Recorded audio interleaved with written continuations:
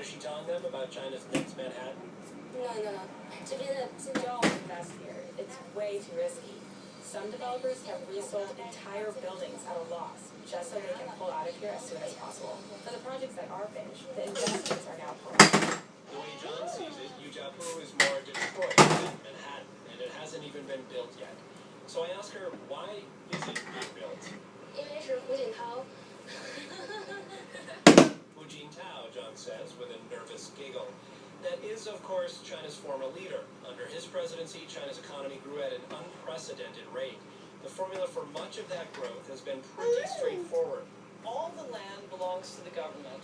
That's Beijing-based economist Anne Stevenson Yang. The government has the right to clear the land, to take it over, and then to either build stuff on it themselves, sell it to a developer, or use it as collateral for loans. They do all three, and they've made a killing doing it. Stevenson Yang stands in the dirt of a narrow avenue between giant half-finished skyscrapers in Yujiapu. She says the Tianjin government took this land, assessed it at many times its current value, and then used that price as collateral for loans.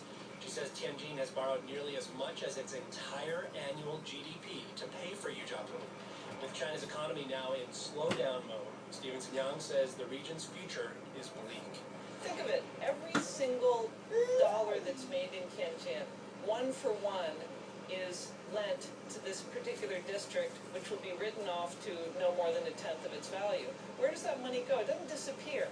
It becomes everybody's debt.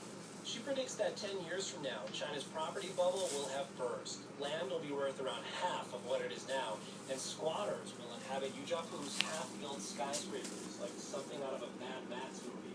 It's going to be apocalypse then.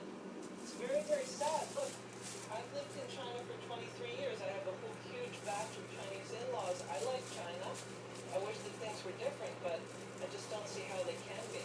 In the meantime, China's Manhattan Project marches forward, thanks in part to support at the highest levels of government.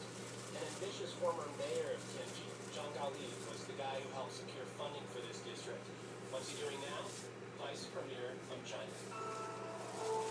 After hearing Stevenson Yang's grisly predictions for Yujiapu, I returned to the dapper young developer's office to ask a few more questions. Inside, the only sign of life is a receptionist. She's sleeping at the front desk. A tense-sounding piano tune plays over the PA system, echoing through the marble halls. In front of her desk are framed advertisements for the future city.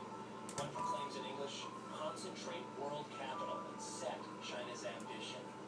Outside, a city is being built, and the receptionist continues to sleep. In Yujiapu, I'm Rob Schmitz for Marketplace.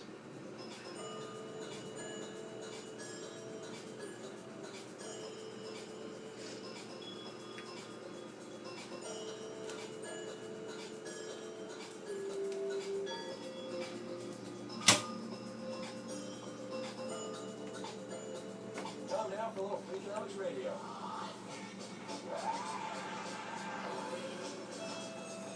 Every couple of weeks we talk to Stephen Dubner, the co-author of the book on the blog with the same name. It is The Hidden Side of Everything. Dubner, how are you doing? Hi, I'm great, thank you. Nice to talk to you. You like riddles, don't you, Guy? I do. All right, let me try something out on you then. A listener of ours, a fellow named Ralph Thomas, recently asked us to weigh in on what he calls, quote, the cheapest, most nutritious, and bountiful food that has ever existed in history. Because it's got 390 calories, 23 grams of protein, substantial portions of calcium oxide, only $1 or $2. So, Kai Rizal, let me ask you this. What food is Ralph talking about? It's got to be like tofu or soy or some kind of thing, right?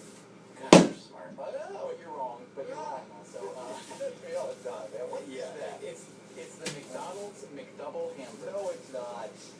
Well, this is Ralph's argument. So, and you responded the way a lot of people responded. And we actually brought in a bunch of McDoubles here at WNYC.